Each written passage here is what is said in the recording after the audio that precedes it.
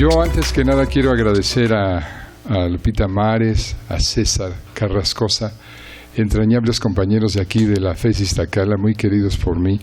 Y el reconocimiento tiene un sentido, porque creo que esta labor es eminentemente académica. La posibilidad de hacer estas conferencias y que se conviertan también en textos que les permitan a ustedes explorar las diferencias epistémicas, históricas, metodológicas, técnicas de cada una de las posturas. A mí se me hace una labor imprescindible en este proceso de cambio curricular, pero también imprescindible desde hace muchos años en la historia de la psicología en México. Así que nuevamente les agradezco que hagan esta labor. Bueno, vamos a empezar a trabajar. Le vamos a llamar enigmas a esta charla, porque tiene que ver con que el trabajo que realiza el psicoanalista o la psicoanalista en un consultorio, que no solamente ahí, sino en otros campos también, está plagado de enigmas, de encrucijadas, de dilemas, ¿no? En cada una de las cosas que yo voy a exponer está implícito o de manera explícita planteado una serie de problemas que es importante reconocer y que a Freud se le aparecieron desde el principio como necesidad de explorar y que de ahí surgió todo un armazón teórico. Este es un punto fundamental. La emergencia del psicoanálisis tiene que ver con la práctica clínica, con el sufrimiento humano, con el hecho de que a Freud le interesaba superar ese sufrimiento humano, transformarlo, y entonces por eso se crearon tantos conceptos que a veces son incómodos, a veces son muy seductores, siempre con la idea de darle una cierta dilucidación, comprensión a los fenómenos clínicos, a lo que sucede en la clínica. La siguiente, por favor. Esta es una cita del doctor Freud, del doctor Sigmund Freud, que es muy importante y nos pone en términos nos alerta mucho sobre lo que sabe el psicoanalista. Aquí el tema del saber y el conocimiento son indispensables en el campo clínico, porque generalmente uno cree que sabe y conoce. Y Freud, y tengo que señalar que insistir pues en que es un aporte de Freud, nos ponía como que en términos como una especie de luz amarilla para ser precavidos y no acelerarnos, no precipitarnos en el diagnóstico, en la interpretación y no colocar ese saber que nosotros tenemos en el paciente, en el analizante, ¿no? Son dos términos que espero que se vayan esclareciendo durante la charla. La siguiente, por favor. El psicoanalista recibe una llamada, ahora es como muy común, le llaman a uno por teléfono, hace una cita y empieza algo que se llama entrevistas preliminares. En estas entrevistas preliminares aparece lo que sería el esclarecimiento de la demanda. El término demanda es importante que nosotros lo diferenciemos de lo que sería el motivo o la queja, porque la demanda va apareciendo conforme se va planteando el discurso. Llega el paciente por primera vez o el potencial paciente y uno le dice, bueno, lo escucho. Se abre entonces un panorama amplio de posibilidades, de enigmas, de sufrimientos. La siguiente, por favor. Y aparecen todas estas preguntas que uno ya trae como psicoanalista ahí en el disco duro, ya trae en su pensamiento, pero que adquieren cuerpo, adquieren, digamos, particularidad en el sujeto. Las preguntas son importantes, ¿no? ¿Por qué o por quién sufre? ¿Qué miedos atormentan al sujeto? ¿Cuáles son los odios que lo avasallan? Las fantasías que se presentan cotidianamente en él. Aquí vale la pena señalar que nosotros trabajamos en mucho con la realidad psíquica. La realidad psíquica, decía Freud, es tan compleja como la realidad material. Y en esa medida nosotros tenemos que explorar esa realidad y podemos con la palabra acceder un poco a esa realidad. No damos cuenta totalmente de esa realidad. La palabra no alcanza según la perspectiva freudiana, que por cierto bordea el saber freudiano bordea otros saberes como la lingüística, la antropología y la sociología, y en ese sentido se allega también a la filosofía, se acerca a la filosofía y reconoce que todo lo que se ha dicho no alcanza a nombrar la problemática o las problemáticas del ser humano, ¿no? Entonces la palabra es un recurso, pero no da cuenta totalmente de él. Sin embargo, es uno de los recursos más importantes, la palabra y la escucha.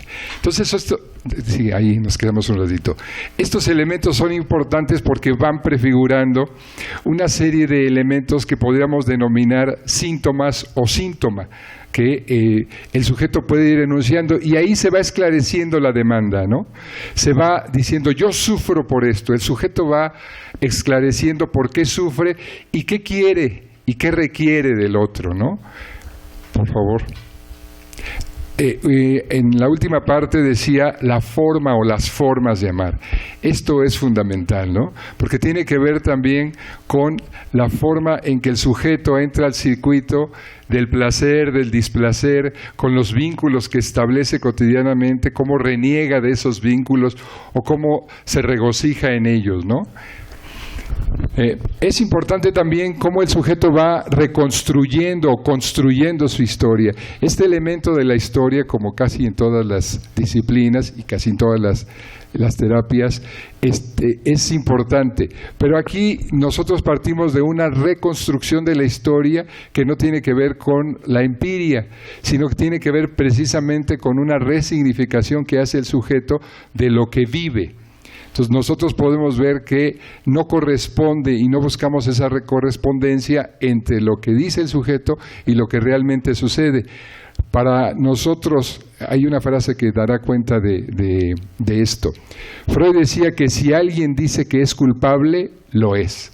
Si el sujeto dice que es culpable de algo, entonces lo es, aunque no haya cometido ningún crimen, porque la culpa es un elemento que está confeccionándose, generándose en la realidad psíquica. De ahí la importancia de tomar en cuenta la manera en que se construye y reconstruye la historia, que es un elemento fundamental a lo largo de estas entrevistas preliminares. Este circuito del placer-displacer es fundamental. Lacan lo denominó goce, y también tiene que ver con los procesos afectivos, con el amor y el odio, y en esa medida vale la pena ver cuáles son esos circuitos. Ustedes saben, han escuchado, y es una crítica muy insistente en el ámbito académico y fuera de él, que Freud analizaba todo o entendía todo, trataba de explicarse todo a partir de la sexualidad. Es precisamente ese circuito de placer-displacer el que está muy articulado a la sexualidad. La sexualidad entonces no solo sería la genitalidad, sino también las formas en las cuales el sujeto se regodea o sufre entre el placer y el displacer, esas oscilaciones que el sujeto a veces significa, es decir, a veces enuncia con claridad o a veces no puede darle ningún sentido, pero sí las actúa permanentemente. Es importante ver en qué circuitos o en qué juegos de circuito está el sujeto, ¿no? Por favor, la que sigue. Así se van ubicando ciertos síntomas, es decir, ciertas expresiones del yo, las cuales, por cierto, son fundamentales y no se intentan cambiarlas. No hay un esfuerzo por cambiar. Es importante que yo les comente que Freud también alertaba sobre el furor curandis. Decía, hay que tener mucho cuidado con este ímpetu del médico de querer cambiar inmediatamente aquellas formas de percibir el mundo, aquella realidad psíquica que está haciendo sufrir al sujeto. Había una frase que me gusta mucho de Freud, que Freud enunciaba, dice, antes de que podamos hacer cualquier cosa, tenemos, ojo, que saber mucho de usted.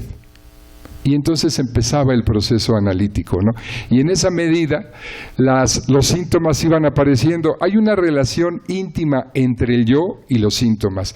Podríamos decir que gran parte de nosotros está constituido por los síntomas. En esa medida no hay casi diferencia entre el yo y el síntoma. En la medida que hay una transformación de los síntomas, también hay una transformación del sujeto. El sujeto es los síntomas, o el yo es los síntomas. También tenemos los indicios ya de una satisfacción pulsional. Esos son los síntomas. Freud establecía un parangón entre síntoma, sueño, lapsus, chiste. Tiene que ver con que los síntomas son la expresión de compromiso de una pulsión interceptada, no expresada, resultado de un proceso represivo. Aquí el fenómeno de la represión es importante. Lamento mucho que no podamos ir profundizando en cada uno de los conceptos. Espero que tengan oportunidad de pensar o charlar después, o podemos charlar en algún momento en torno a qué es la pulsión, qué es la represión, y ahorita viene también un concepto importantísimo. Por favor, la que sigue. Entonces, en esas entrevistas preliminares ocurre que hay un proceso de indagación de la posición subjetiva. La posición subjetiva tiene que ver con todas esas preguntas que hace rato ustedes veían en las diapositivas y que arman, ordenan, dan rumbo a la realidad psíquica. En estas entrevistas es importante decir que se privilegia la escucha y no la interpretación. También es importante decir que depende mucho del caso. Porque en algún momento si llega una persona que tiene tendencias suicidas, vale la pena y es fundamental, es urgente introducir una interpretación. Luego vamos a ver un poco este asunto de la interpretación, porque el sujeto potencialmente suicida o con algunos ya intentos de suicidio puede llevar a cabo otro acto de esa naturaleza y entonces pues ya no habría paciente, obviamente, ¿no? La idea es que se sostenga un trabajo de análisis y que escuche el analista y pueda intervenir, a veces con fuerza, a veces con... Melanie Klein en una primera entrevista con un niño le hizo una intervención salvaje, dicen algunos psicoanalistas, pero eso permitió que el niño se posicionara de otra manera y entonces se iniciara un trabajo analítico. Y ahora sí retomar los elementos de las entrevistas preliminares más formales, ¿no? Con un monto de ansiedad más reducido que organiza al sujeto psíquico y lo pone en condiciones de realizar un trabajo de introspección, de búsqueda, de reconstrucción de su historia. La que sigue, por favor. Es importante ver que en todo este proceso de las entrevistas preliminares se va construyendo la transferencia. La transferencia es un concepto fundamental. No exploraremos mucho de este concepto, pero es crucial en el campo del psicoanálisis. Por favor, la que sigue. Se ha despejado entonces la demanda a partir del motivo de consulta, dando respuesta a estas preguntas, ¿no? Las preguntas las va enunciando el propio sujeto o el analista. Ahí depende mucho de la posición de la tendencia del psicoanalista, ¿no? Es necesario decir que dentro del psicoanálisis también hay posiciones.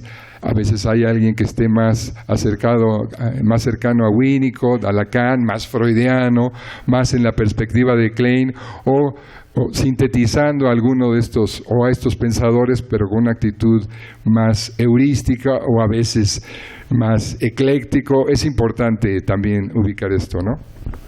Hay entonces una demanda de amor. Esta demanda de amor tiene que ver con la transferencia. Seguramente ustedes se sorprenderán por esta expresión, ¿no? Demanda de amor, que el psicoanalista o el paciente se va a ligar al analista, o de qué se trata. No, el amor es una cosa muy complicada, pero muy importante en el campo del psicoanálisis. Fundamental de trabajar, de reconocer como campo privilegiado de exploración de la subjetividad. La que sigue, por favor. La demanda tiene que ver con que la demanda no es una necesidad, la necesidad tendría que ver con el orden de lo biológico, pero en el campo de lo humano, lo biológico muy pronto se transforma en algo simbólico, en algo que tiene que ver con una demanda. Nosotros queremos comer o deseamos comer de pequeños, pero muy pronto adquirimos la necesidad de comer algo en específico. y podemos rechazar cierto tipo de leche y con otro tipo de leche sentirnos muy bien del estómago, o sea, ser realmente nutritiva. Ahí aparece un proceso que tiene que ver con esta demanda. El analizante, y ahí es importante la expresión de analizante porque hay un trabajo que necesita realizar el propio el paciente, y por eso se le llama analizante.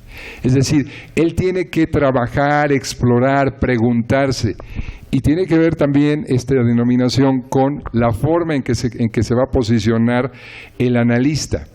El analista no va a responder a la demanda de amor. La demanda de amor será precisamente eso. Oiga, yo no sé por qué hago esto.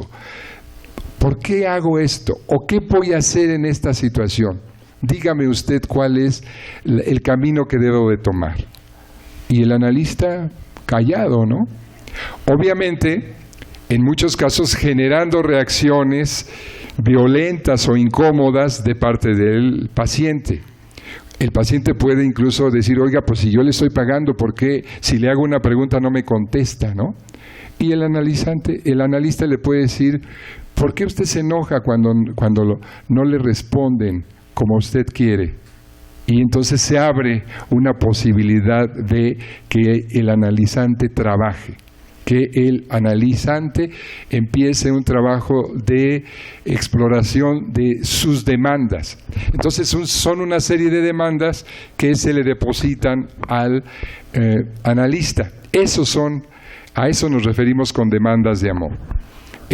El analista entonces va ocupando el lugar del sujeto supuesto saber. Esa es una expresión muy importante de Jacques Lacan, un psicoanalista muy importante en la historia del psicoanálisis, fundamental. Le da un giro diferente. Aquí. Me quedan 5 minutos, pero ya estamos cerca de concluir. La que sigue, por favor. Hay un núcleo importante que va uno explorando en el proceso psicoanalítico, que tiene que ver con el núcleo del goce, la forma de este circuito. ¿Recuerdan este circuito? Oscilaciones entre placer y displacer. Y también hay una dialéctica donde el sujeto establece, a veces no puede establecer claras diferencias. ¿Qué me provoca placer y qué no me lo provoca? Esa falta de diferenciación está ubicando al sujeto en una confusión, a veces en una inhibición de ciertas posibilidades que él mismo tiene, y la idea es explorar ese circuito. Pero aquí aparece un tema importante. Como este circuito está muy relacionado con sus síntomas, es decir, ese circuito se expresa en una fobia, en una neurosis obsesiva, es decir, en un pensamiento recurrente, insistente, en una inhibición a aprender cualquier cosa, en un temor a estar frente a alguien. Es decir, hay síntomas muy explícitos, pero que tienen que ver con ese circuito de placer-displacer. Pero también hay una serie de resistencias a hablar de ese circuito. Uno puede faltar, enfermarse, suspender el análisis, en fin, porque está reconociendo que hay modalidades de discurso que uno mismo va enunciando y que van a alterar esos placeres. Lo podemos decir en términos muy llanos y muy comunes. Lo que antes me gustaba, ahora me deja de gustar. Lo que antes me excitaba, ahora ya no me excita tanto. Imagínense nada más el tipo de renuncia que se va a producir en la subjetividad del sujeto mientras se está en un proceso analítico. Es realmente conmovedor y nos resistimos a esos movimientos subjetivos. Por favor. A todo esto Freud le llamó neurosis de transferencia, porque ahí en la relación con el médico explota los afectos que se confeccionaron, que se diseñaron, que se estructuraron en las primeras relaciones que el sujeto tuvo en su infancia. El movimiento edípico vuelve a actualizarse, ¿no? Entonces hay cosas bien interesantes. Hay una fuga hacia la salud, que es un fenómeno muy conocido en el ámbito del proceso psicoanalítico. Entonces el paciente puede decir, mire, es usted maravilloso. Desde que vengo con usted ya me siento mejor, ya no tengo problemas en la escuela, con mi mujer, con mis amigos. Estoy muy bien. Ahí nos vemos, ¿no? Ya aquí terminamos el proceso. Esto quiere decir que hay una resistencia, que todavía no se toca ese núcleo y entonces hay como una especie de engaño que confecciona el sujeto para no adentrarse en este proceso. O puede también ser que hay movimientos subjetivos importantes, un enigma, otro enigma del proceso analítico, ¿no? Valdría la pena que el analista no se la creyera, que es tan bueno, ni que ya se resolvió el problema. La que sigue, por favor. La transferencia tiene gestos de sugestión. La sugestión aquí es fundamental y tiene que ver totalmente con el proceso psicoanalítico. Nos referimos a la omnipresencia y a la gran influencia que tiene el otro sobre el sujeto. Eso es la sugestión. Y de lo que se trata es precisamente de explorar nuestros niveles de alienación al otro y ponerlos en palabras. Desde pequeños somos dependientes, a eso llamo yo alienación al otro, ¿no? La enorme dependencia que tenemos respecto al otro. La que sigue, por favor. En análisis terminable e interminable, Freud ubicaba a la transferencia de esta manera. Okay, ya no tengo nada de tiempo, pero me voy a robar un minuto. Nada más para... Es la repetición de afectos que pertenecen al material reprimido y que se llevan a cabo en el campo de la relación analista-analizante. La que sigue, por favor. El deseo no está excluido de esa alienación. La pregunta es fundamental en el deseo, es ¿qué quiere el otro de mí? Jacques Lacan nuevamente aparece aquí en escena y inventó una expresión, ¿qué me quiere? ¿Qué quiere el otro de mí? La formuló en esa nueva frase, ¿no? La que sigue, por favor. Se trata entonces del sujeto, de que el sujeto explore cómo ha tratado de dar respuesta al deseo del otro. Y se exploran los afectos, las significaciones, las identificaciones. Fíjense la importancia del proceso analítico para desmontar las identificaciones. Freud decía que el yo es el precipitado de identificaciones. Nosotros somos otro y entonces empezamos a hablar como ese otro, a querer ser como ese otro o amar o a odiar a ese otro, ¿no? La identificación.